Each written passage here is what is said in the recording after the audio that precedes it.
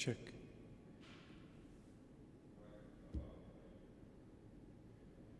Okay, I'm going to talk in the mic, just see compared to the music if you have the same level of audio in your on the computer. You check 1 2 1 2 1 2. Okay. Looks like the exact same level. That's good. I mean, I might have to move it a little bit because once you get a crowd of people here, you got everyone coming at you. Can you send me one with test audio? Just anything. The only thing I didn't check was the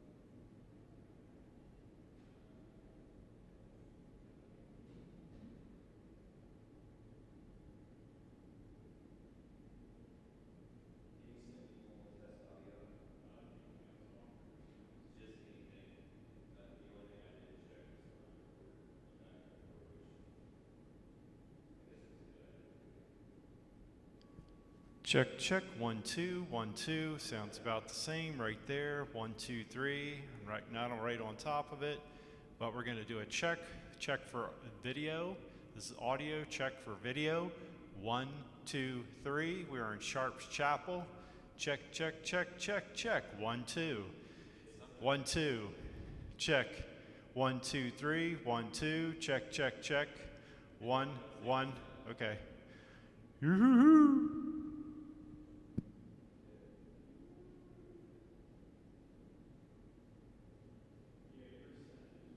It's all good. We're streaming right now. Yes. Thank you. Yes, sir.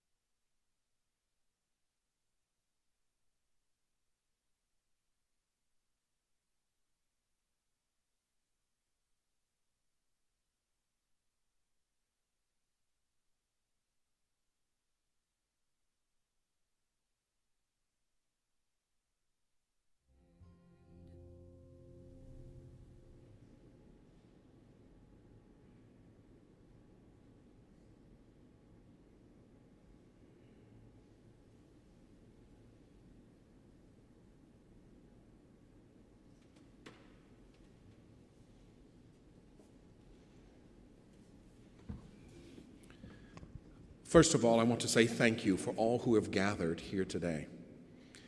And I will have to admit, of all the memorial services that I have done, and I've been ordained almost 24 years, it is the first time that Puff the Magic Dragon has ever been associated, begun, or whatever. So, how appropriate for Steve. I'm Father Lee. I'm sort of your guide for today, if you will. Be a number of people who will speak today, friends, family, acquaintances, and so we're here to celebrate a life of humor, a life of song, a life that is Steve. So, let us pray. Gracious Creator of grace and glory, we remember before you this day our brother, Steve. We thank you for giving him to us, his family and friends, to know and to love as a companion on this earthly pilgrimage. In your boundless compassion, console us who mourn. Give us faith to see in death the gate of eternal life, so that in quiet confidence we may continue our course on earth until by your call we are returned with those who have gone before. It is through your name that we pray. Amen.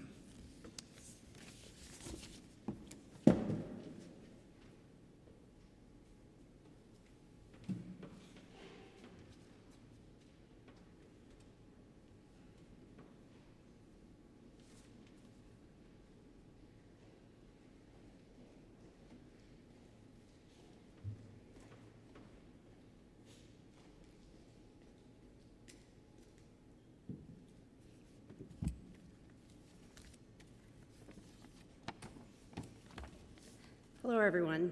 My name is Carrie Schultz, and I had the honor of working with Steve for several years at Turnbo Frank. But more importantly, like all of you in this room, I had the privilege to call him my friend. I joined the firm as an intern straight out of college. I don't remember my first encounter with Steve, but I do remember how he made me feel. With Steve, your title didn't matter. You as a person mattered. I remember going to so many chamber luncheons and other events, and I didn't know anyone in the room besides my colleagues. If Steve saw you in the crowd, he made sure to introduce you to whoever he was talking to. That was the kind of person Steve Turnbo was. As any good public relations practitioner knows, public relations is the mutually beneficial relationship between its organization and its publics. At its core, it's about influencing, engaging, and building relationships. Steve knew that and brought that wisdom to his clients every day.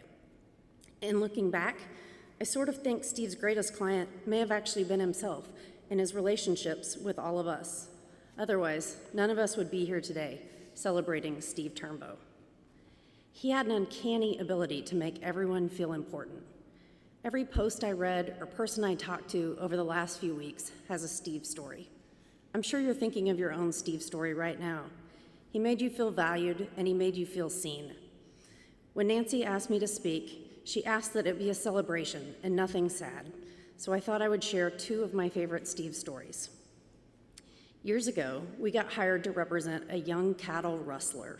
The young man was turning himself in for a sentence, but the circumstances for his sentencing were unique.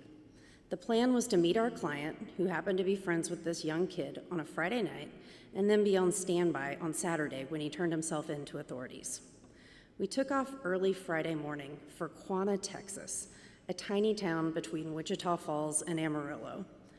I had no idea what we would be in for, but as we pulled into this thriving metropolis, we saw 3 separate people riding horseback through town, and I knew we weren't in Kansas anymore. The 24 hours in Quanah were an experience. Walking into the only restaurant open was straight out of a movie scene. We entered the cafe, the entire place went quiet, and everyone stared at us. All I can think is I'm so glad Steve isn't wearing a bow tie. It's no surprise that by the time we finished eating, Steve and the waitress had become fast friends. The laughs Steve and I had over that trip were priceless. You'll remember a few years back, Dos Equis had an ad campaign called The Most Interesting Man in the World. Steve had an incredible life, and in a lot of ways, he was the most interesting man in the world. He had remarkable stories, from his interactions with United States presidents and celebrities to crazy client issues and all the sports factoids.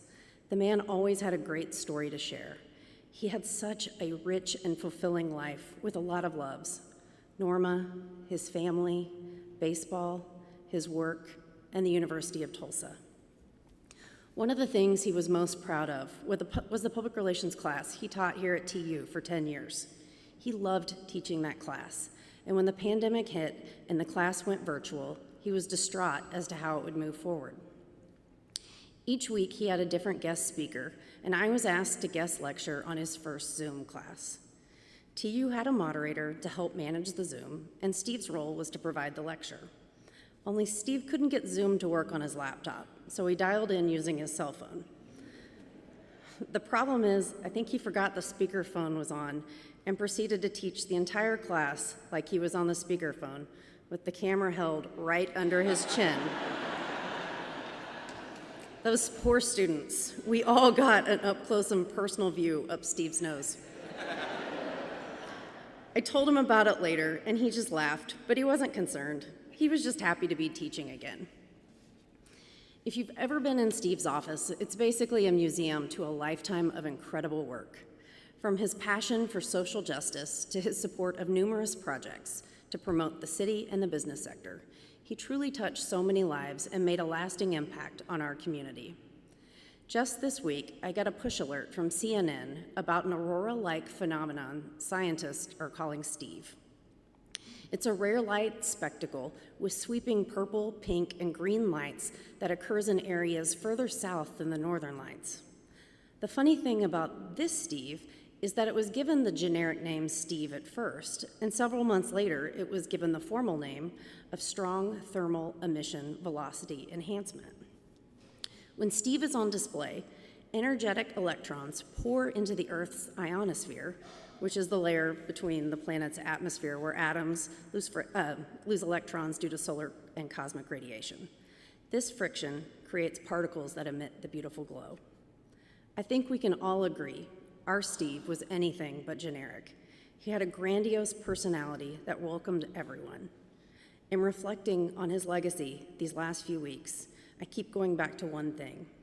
Steve was a magnetic force that drew all of us in, and we should all feel so lucky to have been in his orbit.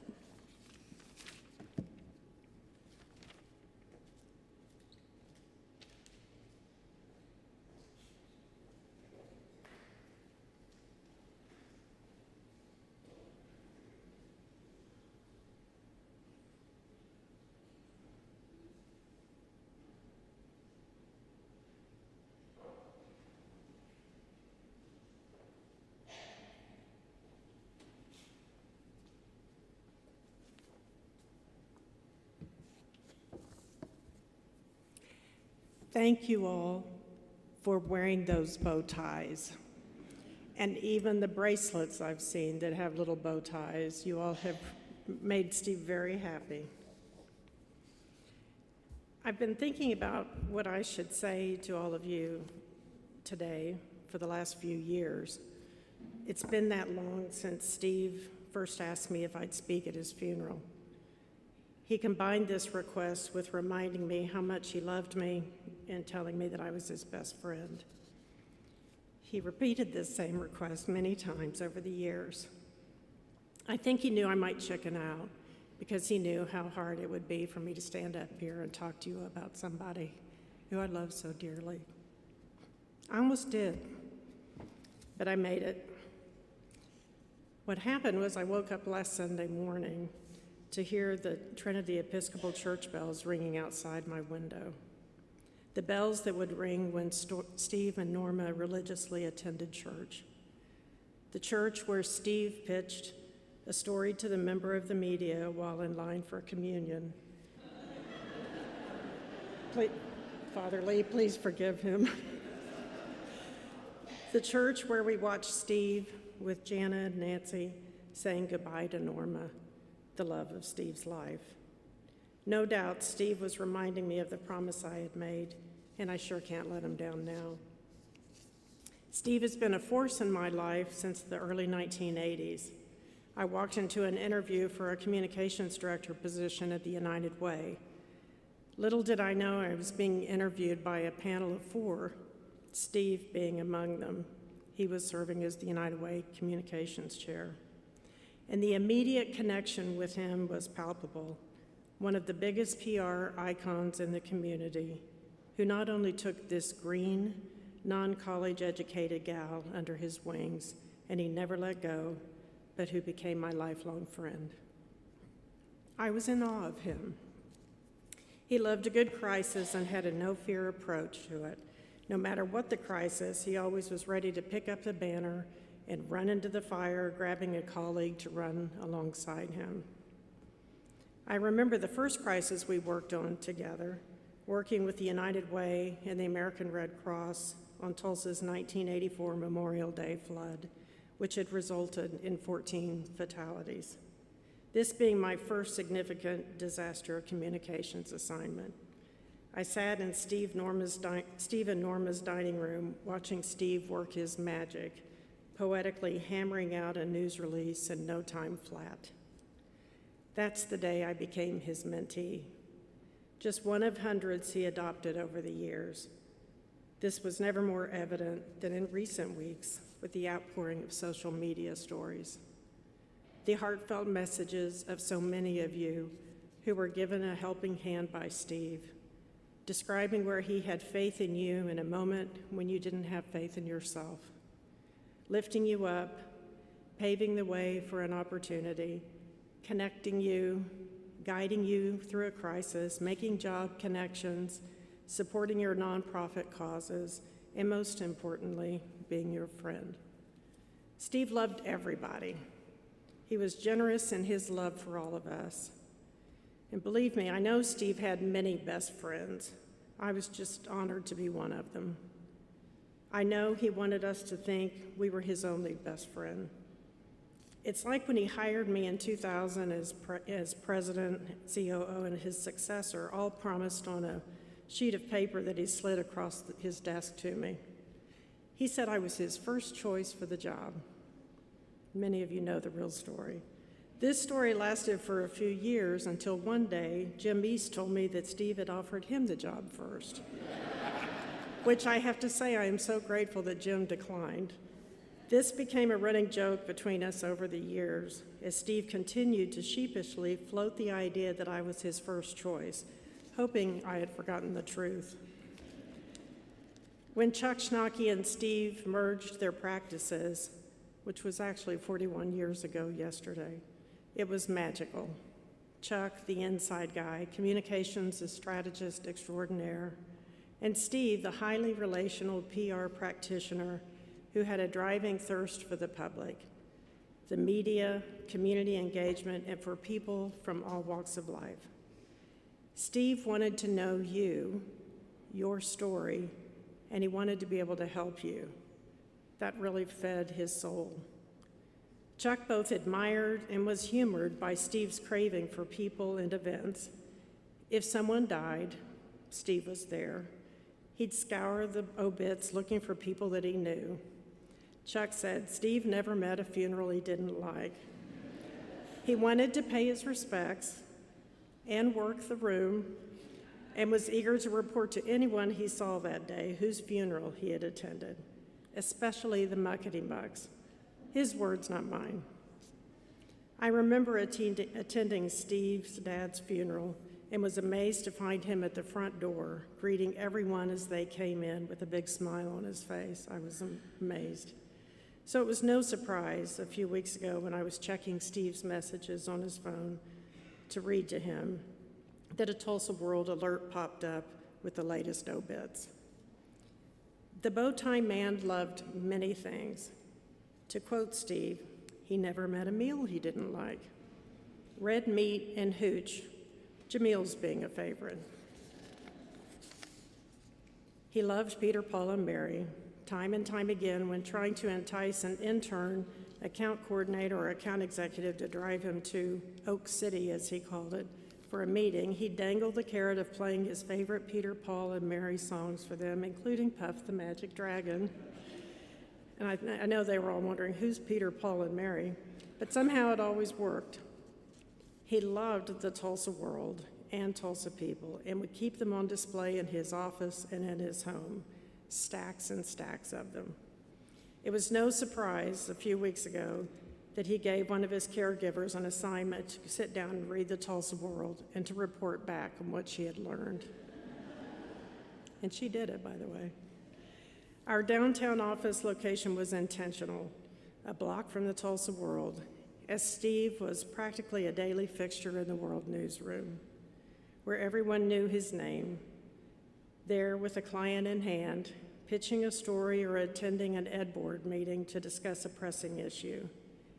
And he loved hanging out with the media at the Tulsa Press Club, where he once served as president and had a chair with his name engraved on it, a chair he was glad to be reunited with in recent weeks, thanks to the generosity of Carrie Schultz and Michael Willis. His love of sports, including annual trips to St. Louis with his dear friend Jim Lynn, to take in a Cardinals baseball game, and rounds of golf at Tulsa Country Club, and in Arizona with his buddy Fred, were among his favorites. He even took up boxing with his good friend Bert Holmes and was proud to show off his shiner at the office with the matching purple sweater vest and bow tie. He loved everything about TU. He taught Norma to be a sports fan.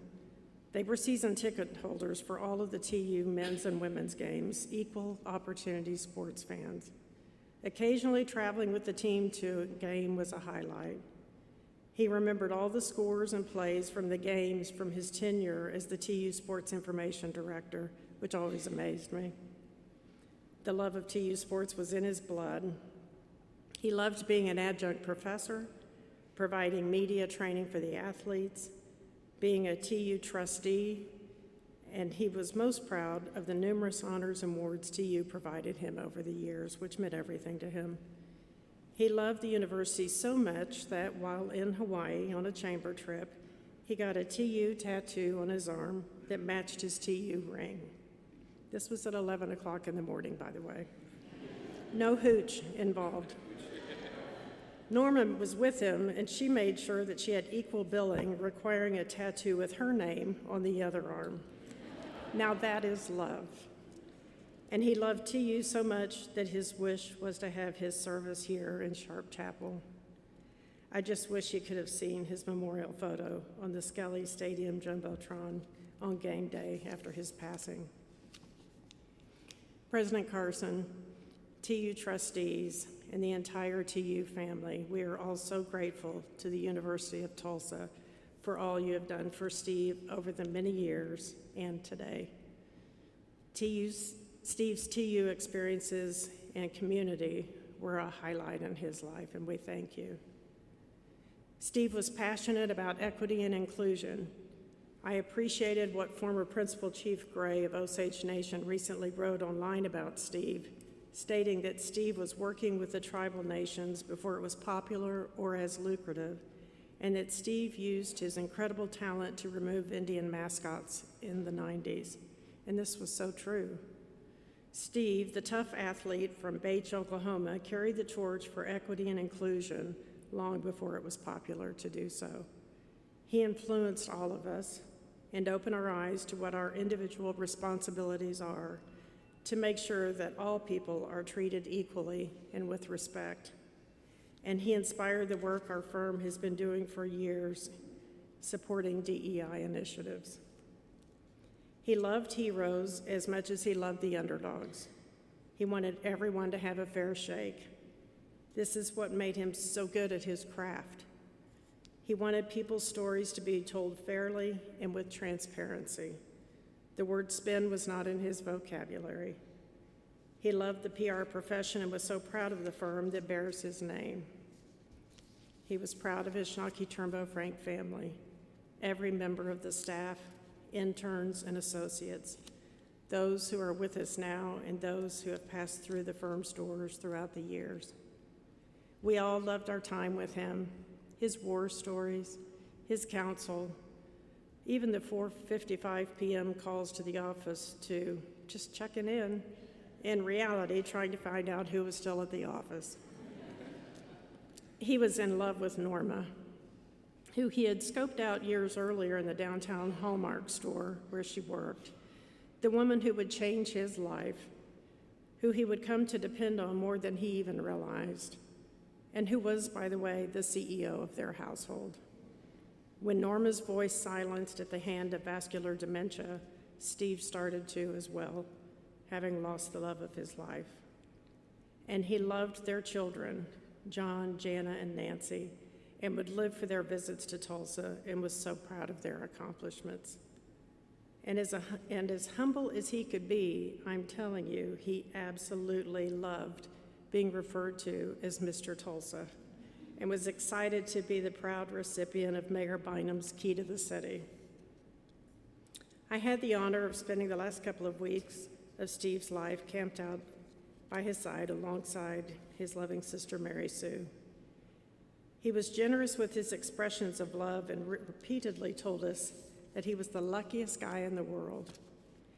He watched his favorite movies, A Star is Born, the latest version, and Love Actually, which he had seen literally hundreds of times, as had his caregivers. God bless them. We had our own TU tailgating party with many of Steve's best friends, Jim Lynn, Carrie and Matt Schultz, Lauren and Rob Brookie, Michael Willis, Mary Sue, and Jack donning our TU hats and scarves. His best friends of all time and faithful companions, Doodle Girl and Mr. Motley, were by his side.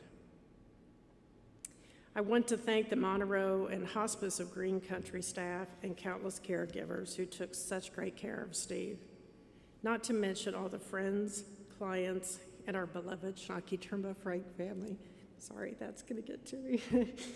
You all treated Steve like a member of the family with love and respect, and he was so proud of you and loved every moment you spent with him, just checking in.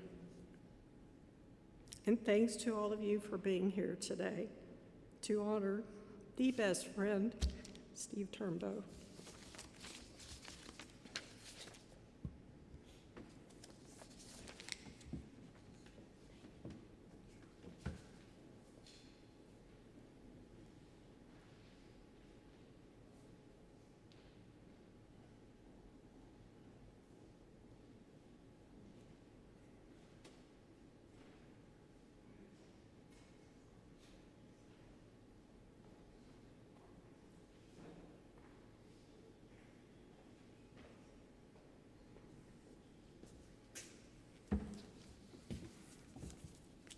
I'm giving this on top of a Bible.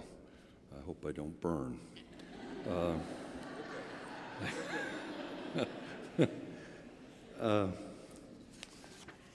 Good afternoon, everyone. My name is Fred Fleischner. I've had the privilege of going on some of my life's grandest adventures with Steve Turnbo. I called him Turn with the same exuberance that the patrons of Cheers welcomed Norm. And it never failed to make Steve laugh whenever I called him or whenever we met. It would always be, "Turn!" And he'd laugh. I'd walk into his room, "Turn!" And he'd start laughing. He was easy to make laugh, obviously. I think Turn wanted me to give one of his eulogies today to provide some comic relief, to lighten the mood of what is truly an end to an era in the Tulsa community. Not for 1 minute would he want this memorial to be somber, because he loved his life way too much. I would venture to say that at one point in your life, you've described some male friend or family member close to you as the man, the myth, the legend. Of course, it's usually said a little tongue-in-cheek, but that's not the case for Turn. He embodied each of those descriptions: the man, the myth, the legend. Now, to prove it, before I launch into my personal stories about Turn and I's 50-year relationship, I want to read the adjectives for Steve that many of you posted about him on Facebook following his death. The love and respect for this man is palpable. Here's how you memorialize him. I'm sure many of you wrote these words when Schnocky Turnbo Frank posted it on their Facebook page, and Suzanne Stewart had written something about Steve. Chris Payne had written about Steve. And so I pulled these words from those posts because it was so touching to see how many people admired this man. Here's how you memorialized him. Steve Turnbo was a mentor to so many. He was a champion. He was gracious. He was awesome and a marvel. Steve was kind and wonderful. He was supportive, a true ambassador. He was a leader and true humanitarian. He was a genuine Tulsa icon, a blessing to so many, compassionate. He was an incredible gift, a force for good. He was a prince of Tulsa and had a heart of gold, and thanks to that bow tie, a style icon. Now, those were your words, not mine, and I would defy anyone in this chapel today to disagree with a single one of those adjectives from his legion of fans. Now, ask yourself, how many people do you know in this world who would merit such heartfelt remembrances? Tulsa will never, I repeat, never, ever experience the likes of another Steve Turnbo again. He was that unique, that special. His name and contributions are woven deep into the fabric of everything that is good about the city. Just read his obituary. As I said earlier, I've known Turn since 1973. We became fast friends, working on many of the same accounts for 10 years at Advertising Incorporated, one of Tulsa's largest ad agencies for years. But I think we spent as many after hours together as we did work. There were so many adventures. In fact, whenever I came to visit Turn these past few years from Arizona, I'd always put the fear of God into him by threatening to write a book entitled Behind the Bow Tie if he passed before me. And he would just laugh, though, safe in the knowledge that the only stories that I would ever share would be of the PG variety. Although Becky did ask me a week or so ago, she goes, you should throw in a couple PG-13s, but I said, even those I might have to yada yada. So we're not going to be hearing anything beyond the PG variety today. So I think it's that time to smile and perhaps laugh on what went on behind the bow tie. In August 1977, Turn and I took a week's vacation to a new all-inclusive concept called Club Med. It was in Cancun before Cancun became a real vacation destination. Now, I recall that just like it was yesterday, and every time Steve and I got together, even though he was forgetting some things short-term, he never, if I said, where were we on August 12th, 1977? Cancun, you win. It was the first time I learned that Turn was bilingual.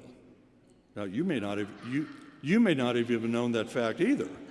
Yet, at our first breakfast, when Turn would go through the line, he'd say, eggs and sausage, sausage.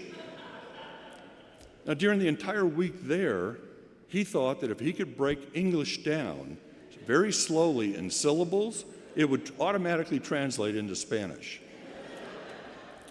He was a world traveler immersed in every culture.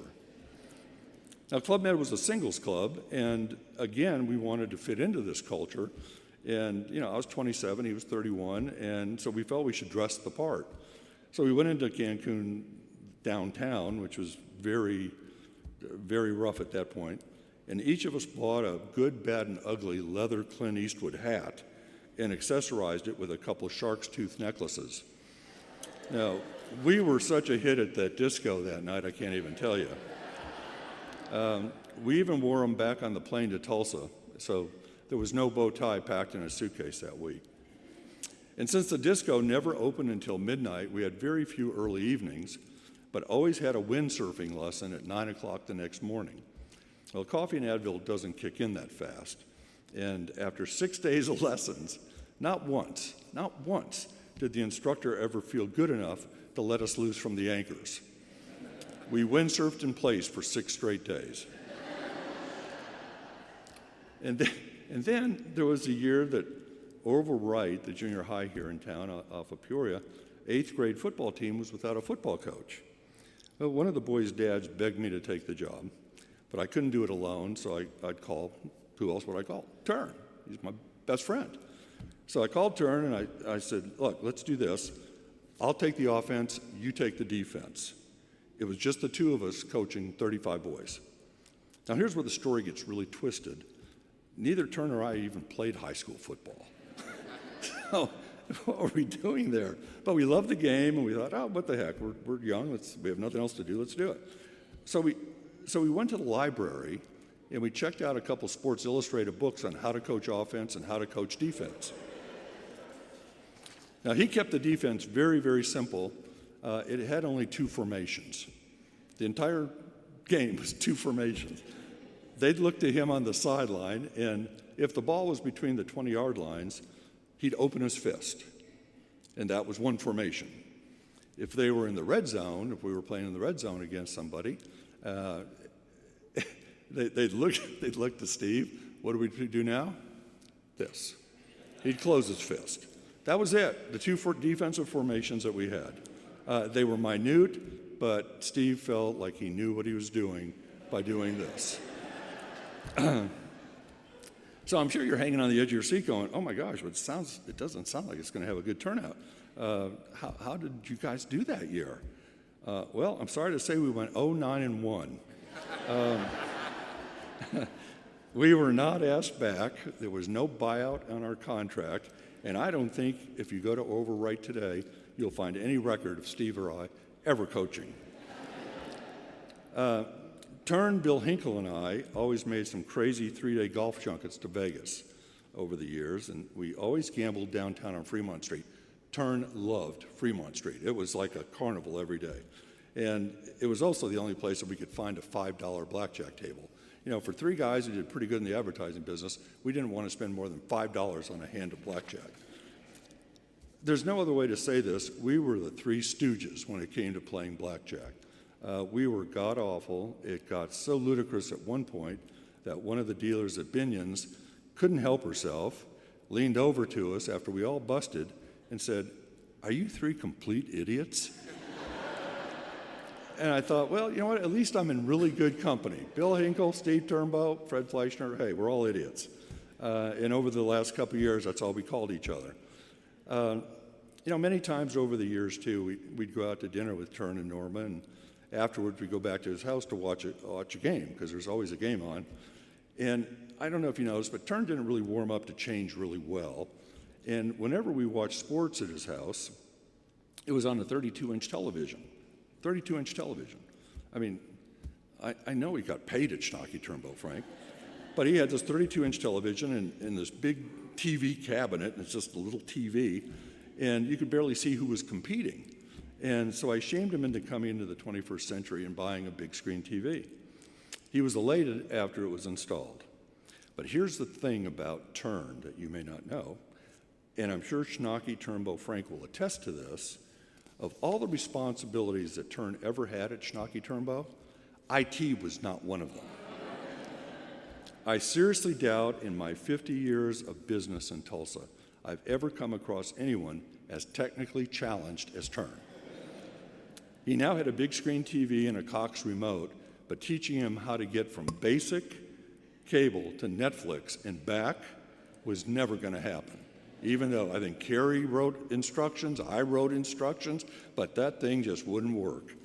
So if you came to visit Turn, here's what you'd be watching. Sports, of course, but you'd see every rerun ever made of Chicago PD, Chicago Fire, Blue Bloods, and MSNBC.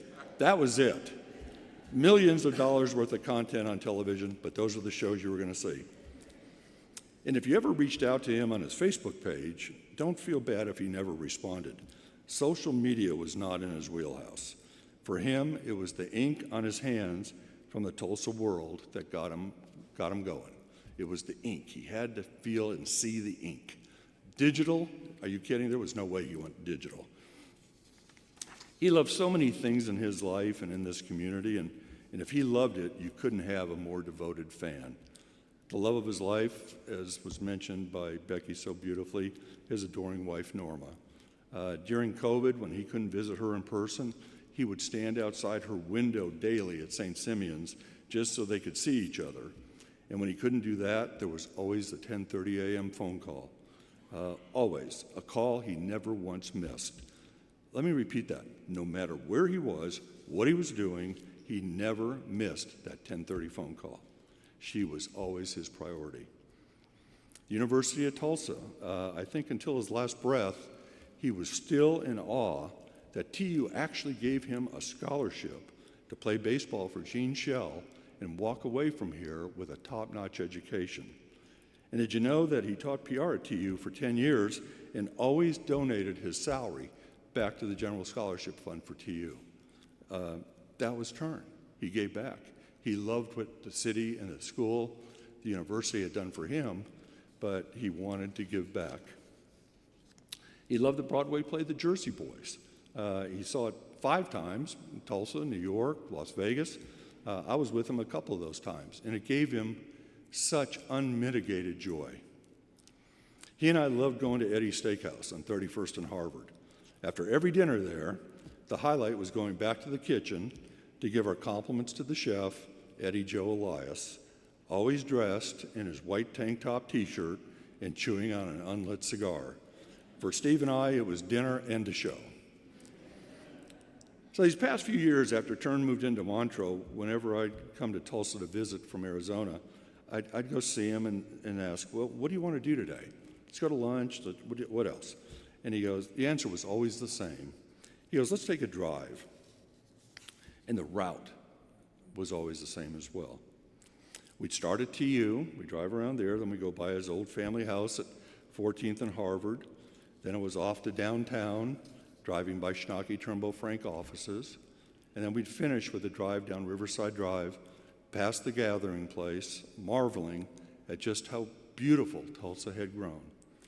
It was the prince of the city taking a final look at the town that he so proudly served for a lifetime.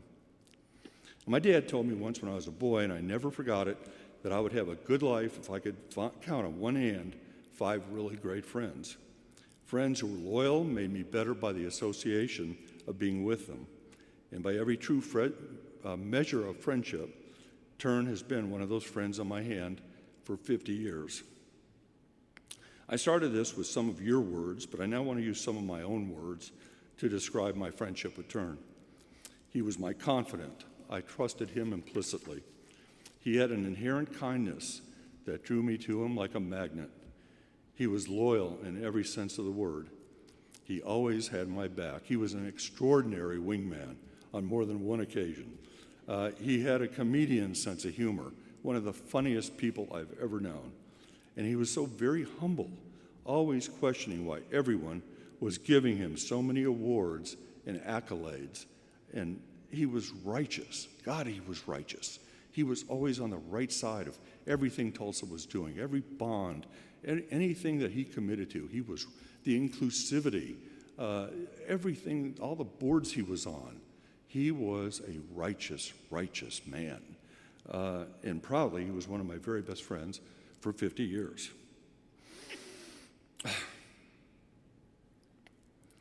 I want to close now by, God darn it. I want to close by borrowing from Gale Sears when he was being given the NFL Courage Award for Comeback of the Year after serious knee injury. And accepting the award, he didn't want to talk about himself. Instead, he asked everyone to focus on his best friend, Brian Piccolo, who was dying of cancer. Now, you might remember that scene from the movie Brian's Song. Well, I remembered those words when I was writing this, and I wanted to use them. I love Steve Turnbo, and I'd like all of you to love him. And tonight, when you hit your knees to pray, please ask God to love him too. Godspeed, Turn. You will always be the prince of this city.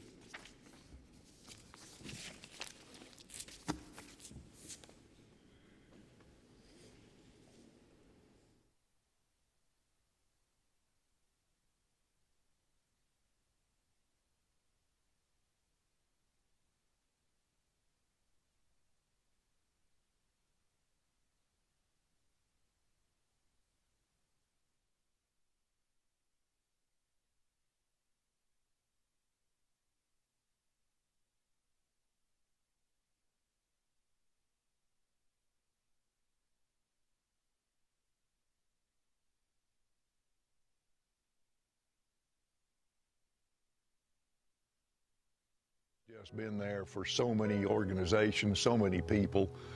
I don't know of anyone who came across him who did not end up wanting to have a relationship with him. He was always smiling. He was such a complete human being that very few of us are.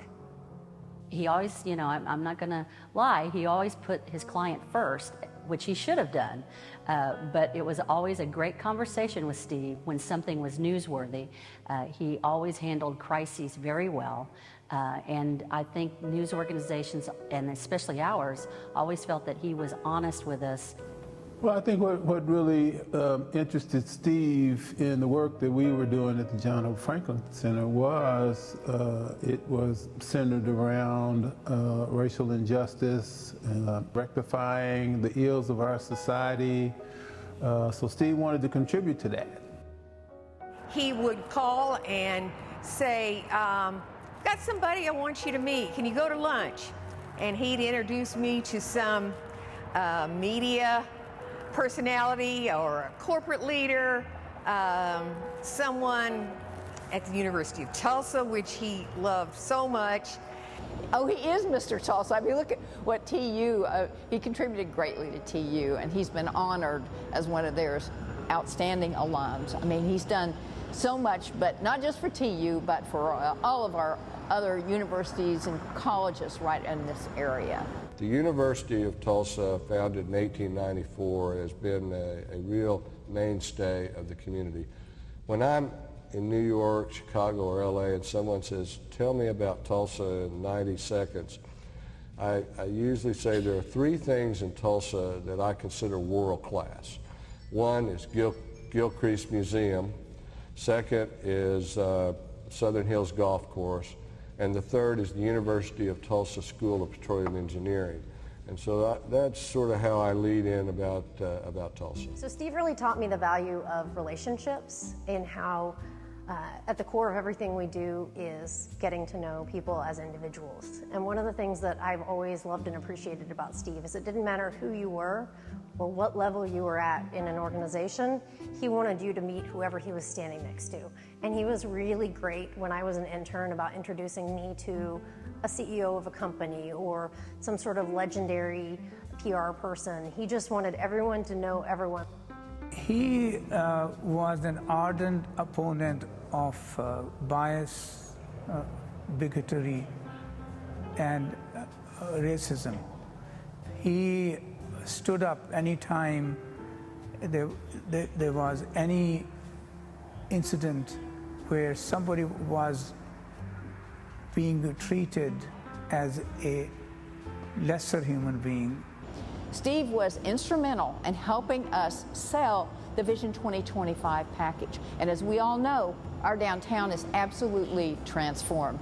And I, for one, am so grateful for his creativity, his ideas, and, and just his passion for making this a better area. Steve has played enormous roles, all types of corporate roles, philanthropic roles, leadership roles over the past decades.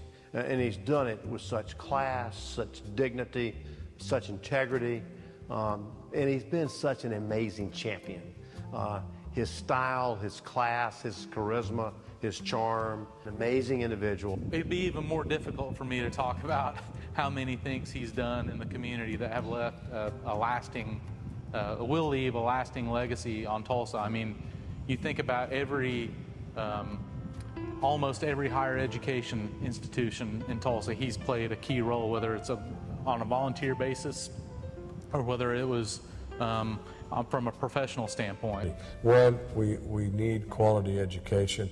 In the last 15 years, Tulsa has addressed higher education needs. We have a plethora of higher educational opportunities. Now we have to have jobs and we have to have lifestyle to meet the needs of the young professionals. What he's done for Tulsa is, and in a humble way, he has just been there for so many organizations, so many people. So that's the way he lived his life, is how can I serve other people? So what he's done in the community in a selfless manner, it's awesome. The city of Tulsa's lost a stellar citizen, but I think his legacy, commitment to diversity and inclusion certainly will outlive him. His passing away is an immense loss to all of us. I have lost a friend and a mentor. I think one of the things that I learned from him was that always do what is right. I felt so honored to have Steve as a friend, a mentor, a trusted advisor, and it was such a bonus to get to know Norma, his beloved wife of so many years, and some of their family. And I wanted to quote a Bible verse. It's 1 John 3:18. Dear children, let us not love with words or speech, but with actions and truth. And to me, Steve has lived that every day, just as a selfless ambassador for Tulsa. And I'll leave you with a quote by Dr. Maya Angelou, one of my heroes. She said, "People will forget what you said, they will forget what you did, but they will never forget how you made them feel."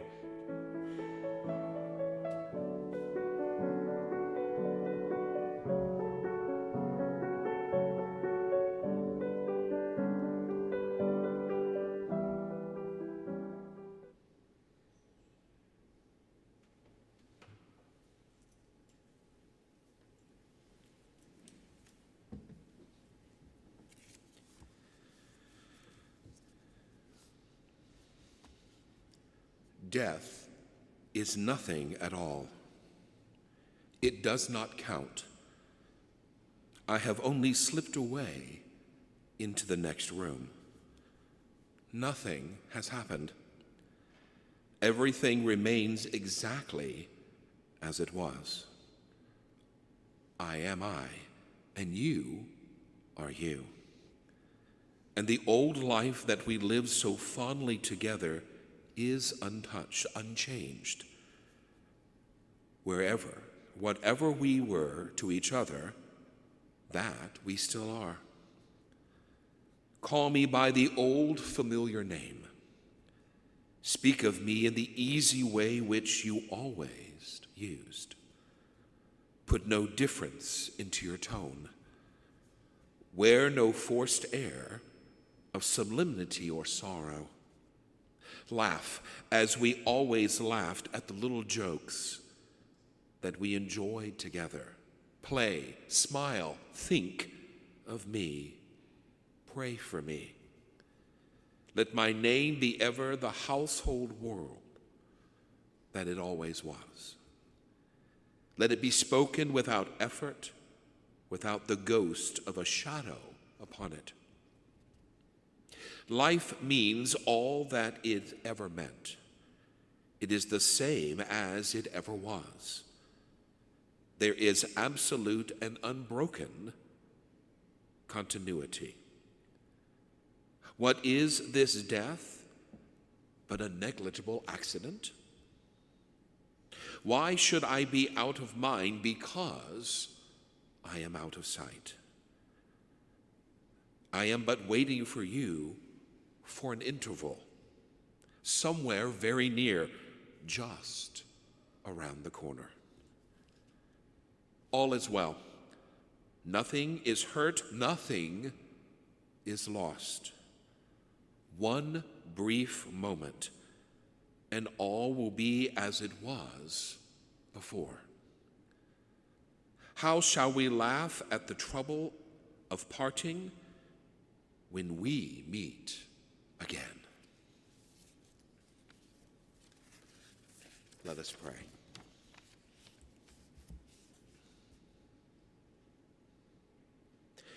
O great and loving Creator, whose days we are without an end, and whose mercies cannot be numbered, make us, we pray, deeply aware of the shortness and uncertainty of human life, and let your Spirit, your Ruah, to lead us in holiness and righteousness all our days, that when we shall serve you in our generation, we may be gathered to our ancestors, having the testimony of a good conscience and the community and communion of all those who have gone before us, in the confidence of a certain faith, in the comfort of a religious and holy hope, in the favor of you, O great Creator, and in perfect charity with the world. All this we ask through your name. Amen.